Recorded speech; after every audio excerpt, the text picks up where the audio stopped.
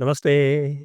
आप सभी से अनुरोध है कि कृपया हमारे चैनल को सब्सक्राइब अवश्य कर लें और सब्सक्राइब करने के साथ-साथ वीडियो को लाइक भी कर लें और वीडियो को शेयर भी अवश्य कर लें। आज बात करेंगे आपसे सीरीज़ एक चल रही है, web series Freedom at Midnight की। अभी इसके लगभग मैंने करीब 5 एपिसोड देख लिए हैं और 5 एपिसोड देखने के बाद में एक बात तो मैं कह सकता हूँ कि जो ओरिजिनल बुक है फ्रीडम ऑफ एट मिडनाइट, ये 70s में लिखी हुई एक बुक है जो लैरी कॉलिंस और डोमिनिक लापिएर, बहुत प्रसिद्ध बुक है। और इस फ्रीडम एट मिडनाइट का उपयोग जो है, जो गांधी फिल्म बनी थी उसमें भी किया गया है, उसमें भी इसको एक्नॉलेज किया गया है कि इसके बहुत सारे जो अंश हैं उस गांधी फिल्म में भी लिए गए थे। तो चूंकि मैंने फ्रीडम एट मिडनाइट 2-3 बार पढ़ी हुई है, तो मैं इससे रिलेट कर सकता हूँ। ये अवश्य है कि जो फ्रीडम ऑफ मिडनाइट में जो कुछ भी दिखाया गया है वो एक बहुत ही छोटा-सा कैप्सूल है। छोटा-सा कैप्सूल का मतलब ये आरंभ होती है उस समय से जब 1946 और 47 में जब प्रोविंशियल इलेक्शंस हो चुके हैं। प्रोविंशियल इलेक्शंस होने के बाद में एक कैबिनेट मिशन आया हुआ है और कैबिनेट मिशन बात कर रहा है दोनों पक्षों से, यानी कि उस समय 2 पक्ष बन गए थे, हिंदू पक्ष और मुस्लिम पक्ष, और उसकी बात कर रहा है और वहाँ से ये फ़िल्म आरंभ होती है। उसका ही यही ओपनिंग सीन्स वहाँ से आते हैं। सबसे पहले यही दिखाया गया है और वो एक सीन जो है ओपनिंग, वो बड़ा अच्छा बन पड़ा है, जिसमें पटेल जो है वो बात करते हैं जिन्ना से गुजराती में और जिन्ना अंग्रेज़ी में उत्तर देते हैं। बाकी लियाकत अली खां भी है उसमें और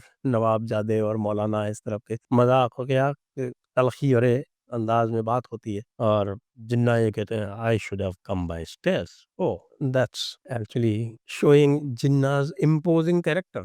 थोड़ा ज़्यादा दिखाया गया है। जिन्ना का जो इम्पोजिंग कैरेक्टर दिखाया गया है, वो वास्तव में इतना इम्पोजिंग था नहीं, लेकिन पिक्चराइज़ेशन बहुत अच्छा हुआ। मैं तो थोड़ा-सा इसलिए क्रिटिसाइज़ इसको या क्रिटिकल इसलिए देख सकता हूँ क्योंकि मुझे उस समय के जो हालात की है उसकी जानकारी है और अच्छी जानकारी है।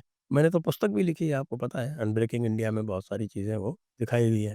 एक बात ये कहूँगा कि भई क्वालिटी बहुत अच्छी है, जो इसकी पिक्चराइज़ेशन क्वालिटी है, सिनेमेटोग्राफी है, जो इसका प्रोडक्शन वैल्यूज़ हैं, वो एक्सीलेंट है, टॉप क्लास है। तो इस तरह के निखिल अडवाणी ने जो प्रयास किया है, वो काबिल-ए-तारीफ़ है और इसे देखना चाहें तो केवल इस कारण भी ये देखने योग्य है। दूसरी बात, ये देखने योग्य इसलिए है क्योंकि हमारी जो आज की जो पीढ़ी है, उसको इतनी भी जानकारी नहीं है जितनी इसमें दिखाई जा रही है। और गांधी का कैरेक्टर तो बहुत कुछ साफ इसमें निकल के आया है। देख रहे हैं कि गांधी को इसमें कई जगहों पे दिखाया गया है। गांधी की थोड़ी-सी है हेजियोग्राफी भी लगती है और वैसे फ्रीडम ऑफ मिडनाइट जो थी, वो गांधी के प्रति बहुत ही सॉफ्ट, गांधी को उसमें जो है वो एक महामानव के रूप में दिखाने का प्रयास किया गया था, जो कि वो कतई थे नहीं। लेकिन चूँकि web series freedom of midnight के एडैप्टेशन पे है, तो कम से कम इस आधार पर हम इस वेब सीरीज़ को नहीं क्रिटिसाइज़ कर सकते। हाँ, ये है कि फ्रीडम ऑफ मिडनाइट के बाद अब हमारे पास इतनी सामग्री है जिसमें हम कह सकते हैं कि भई गांधी का जो ये कृत्य जो दिखाया भी गया है, वेब सीरीज़ में भी दिखाया गया है कि किस प्रकार उन्होंने पटेल को सबकी सहमति होने के उपरांत भी अध्यक्ष पद से अपना नामांकन वापस लेने के लिए विवश किया गांधी ने। मैं तो इसे गांधी का एक बहुत बड़ा पाप मानता हूँ और गांधी के स्वेच्छाचारी चरित्र को वह पूरी तरह से प्रतिबिंबित करता है। पूरी तरह से स्वेच्छाचारी थे ये। नेहरू के प्रति उनमें बड़ा प्रेम था। क्यों? क्योंकि नेहरू अंग्रेजी अच्छी बोलता था। क्योंकि नेहरू जो है वो अंग्रेजों से अच्छी तरह से डील कर लेता था अंग्रेजी बोल के। अरे भाई, अंग्रेजी तो गांधी खुद भी बोल लेता था। अंग्रेजी तो हमारे पटेल साहब भी बोल लेते थे। लेकिन फिर वही बात कहूँगा, फ्रीडम एट मिडनाइट जो किताब है, उसमें गांधी को बड़ा महामानव दिखाया गया है। जैसे कि आप अगर बंगाल का जो पूरा जो किस्सा है, जब बंगाल में डायरेक्ट एक्शन डे होता है, अच्छा वो डायरेक्ट एक्शन डे जो होता है उसका जो कारण है वो नेहरू थे, ये इसमें स्पष्ट दिखाया गया है। आप देखिए, जब कैबिनेट मिशन के प्रपोजल को स्वीकार करने की बात हो रही है, तो कितनी प्रैक्टिकल बात सरदार पटेल इसमें कह रहे हैं। सरदार पटेल कह रहे हैं कि भैया अभी मान लो, सत्ता हाथ में आ जाएगी, बाद में देख लेंगे। सत्ता हाथ में होगी तो हम इसको ठुकरा देंगे। उन्होंने, भाई साहब ने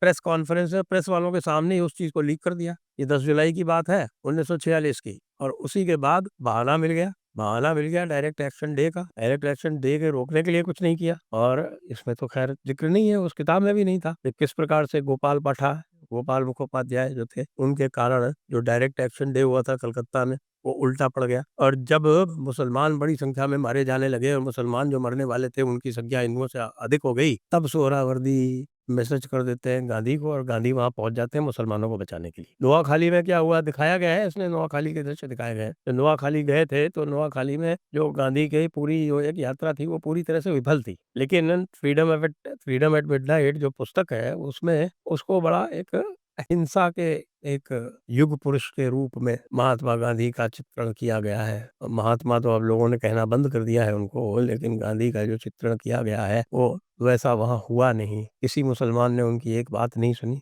मुसलमान उनकी जब बकरी को मार के खा गए तब उनको लगा कि भाई अब यहाँ से चल देना चाहिए। और चल के कहाँ आए, वापस आए और फिर कलकत्ते बैठ गए जाके, जब कि भाई कलकत्ते में कोई हिंसा ना हो। क्या हिंसा ना हो, क्योंकि वो पक्का था कि कलकत्ते से एक एक मुसलमान को हिंदू मार के भगा देंगे। तो वहां पे वो पहुंच गए। फिर उसके बाद जो उनके कृत्य है, पंजाब का जो भी हुआ पार्टीशन हुआ, इनके कारण ही इतनी हिंसा हुई, क्योंकि इन्होंने जो हिंदुओं को पहले कह दिया कि भाई इसने डॉक्यूमेंट्री में दिखाया है, ये कहते हैं कि साहब कि मेरी लाश के ऊपर से पाकिस्तान बनेगा तो मेरे शरीर के 2 टुकड़े करने पड़ेंगे। लेकिन when it came to the crunch, भाई साहब ने कुछ नहीं किया। भाई साहब जो है वो आराम से बैठे रहे। बल्कि इसमें तो पुस्तक में यानी फ्रीडम एट मिडनाइट में तो कुछ दिखाया नहीं गया, इसके बारे में कुछ लिखा नहीं गया, लेकिन हमें पता है कि किस प्रकार से जब वो आपके 4 जून को अनाउंसमेंट हो गया, उसके बाद 15-16 जून को जो इलाहाबाद उस समय का था तत्कालीन, अब प्रयागराज, वहाँ पर एआईसीसी और सीडब्ल्यूसी की मीटिंग होती है। सीडब्ल्यूसी में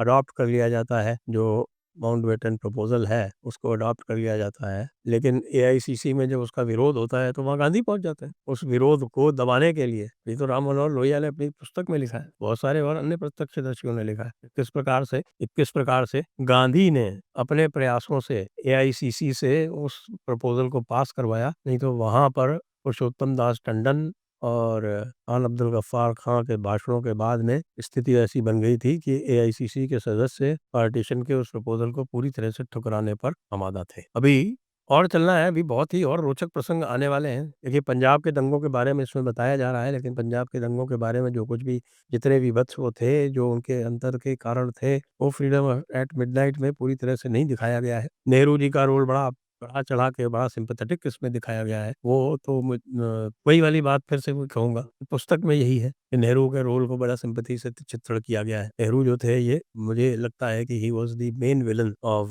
पार्टीशन। अगर नेहरू की जगह पे पटेल प्रेसिडेंट होते, वो वाइसरॉय काउंसिल के डिप्टी चेयरमैन होते, यानी कि प्रीमियर प्राइम मिनिस्टर वर्चुअल जिसको कहा जा रहा था उस समय, वो होते, तो इस तरह की स्थिति नहीं होती। नेहरू ने तो नोआखाली के बाद में जो उसके रिएक्शन में जो दंगे हुए थे, उनमें तो वहाँ नगर नूसा में जाके गोलियां चलवाई थी, धमकी दी थी कि मैं एयरफोर्स यूज करूंगा। डायरेक्ट एक्शन डे के टाइम पे तो भाई वो प्राइम मिनिस्टर या वाइस चेयरमैन नहीं थे काउंसिल के, लेकिन जब नोआखाली के दंगे हुए तब तो थे। कुछ नहीं किया उन्होंने, कुछ भी नहीं किया। उल्टे बिहार में गोलियां वैसे चलवा दी, इसमें 300-400 हिंदू मारे गए। हाँ बस ठीक है, बराबरी हो गई, मंकी बैलेंसिंग हो गई। तो ये बिल्कुल, ये कहूँगा मैं कि इसमें लॉर्ड माउंटबेटन का भी सिंपैथेटिक चित्रण है, but that can be understood. Again वही वाली बात है, आखिरकार लैरी कॉलिंस और डोमिनिक लाफियर की लिखी हुई पुस्तक जो है वो लॉर्ड माउंटबेटन के प्रति तो सिंपैथेटिक रहेगी। जिन्ना का जो चित्रण है वो भी थोड़ा सा अनरियल है, क्योंकि जिन्ना का जैसे दिखाया गया 1937 का जो प्रकरण दिखाया गया वो एग्जैक्टली इस तरह से नहीं है। पुस्तक में जिन्ना के प्रति भी बड़ी सिंपैथी है। जो भी ये आप हिस्टोरिकल फिगर्स दिखाए गए हैं इनके प्रति बड़ी सिंपैथी है, लेकिन नेताजी का कहीं नाम नहीं है। ये है भी तो चलते फिरते। जबकि आज हम जानते हैं कि भारत को जो स्वतंत्रता है जो मिली है उसमें इन पात्रों का कोई योगदान नहीं था। जी हाँ, क्यों?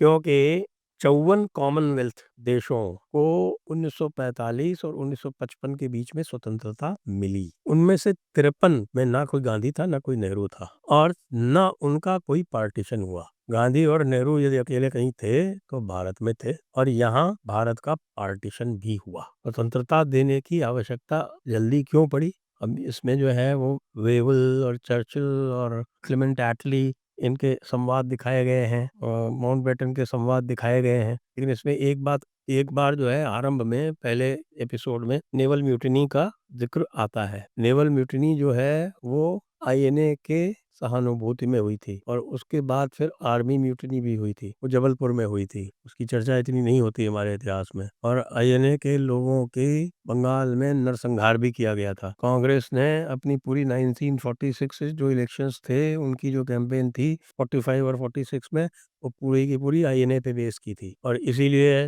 नेहरू जी जो है वो काला कोट पहन के जो रेड फोर्ट ट्रायल्स थे उसमें गए थे। उसके बाद से उन्होंने कोई सुध नहीं ली आईएनए वालों की। तो बहुत सारी बातें हैं जो सामने आएँगी। ये बात सही है कि ये सीरीज़ अवश्य देखने वाली है और सीरीज़ देखने का लाभ ये होगा कि जब आप इसको देखेंगे, आपको जो आपको हिस्टोरिकल फैक्ट्स जो दिखाए जा रहे हैं, उनके बारे में आपको लगेगा कि हाँ, शायद इनके बारे में और जानकारी एकत्रित की जानी चाहिए। जब आप और जानकारी एकत्रित करने का प्रयास करेंगे, तब हम आपकी और सहायता करेंगे और आपको जो करेक्ट हिस्टोरिकल पर्सपेक्टिव्स है, वहाँ तक ले जाएँगे। लेकिन पहले इस हिस्टोरिकल पर्सपेक्टिव को तो आप आत्मसात कर लें। जय हिंद, जय भारत, वंदे मातरम।